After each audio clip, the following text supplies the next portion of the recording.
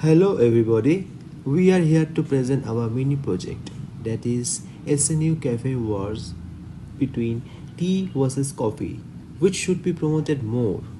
Our team member are Shorodip Das, that it's me, Mayu Ghosh and Shomonjit Mondol.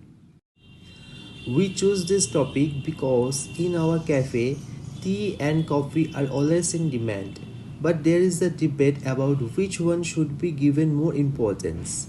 Instead of relying on opinions, we wanted to take a data driven approach using machine learning. We started with the dataset.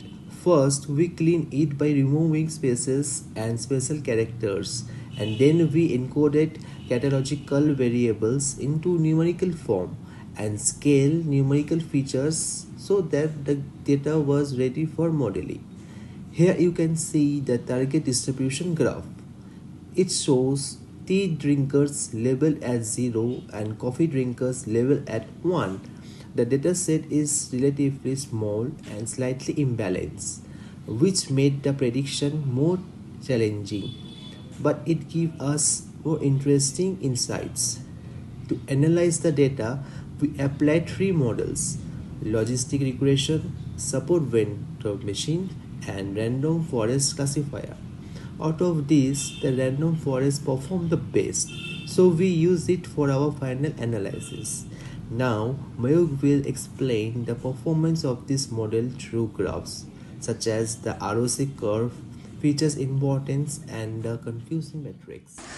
Thank you, Shoradip. And now, once the data was prepared and the models were applied, we focused on the random forest classifier, since it performed the best overall.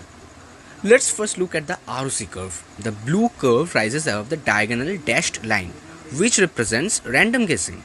The area under the curve, that is the AUC here, is 0.83, which means the model is fairly good at distinguishing between tea and coffee preferences, even with a small dataset.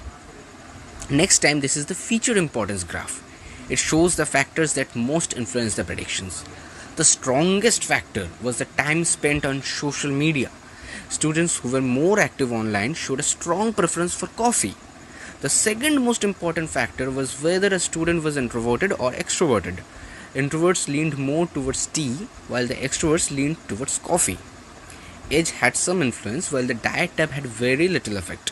Finally, here's the confusion matrix. It shows how many predictions were correct versus how many were incorrect. The diagonal values represent correct predictions. Our model correctly predicted 4 tea drinkers and 5 coffee drinkers, with only 2 mistakes in total. This indicates that in the random forest model captured real patterns in the data despite its limitations.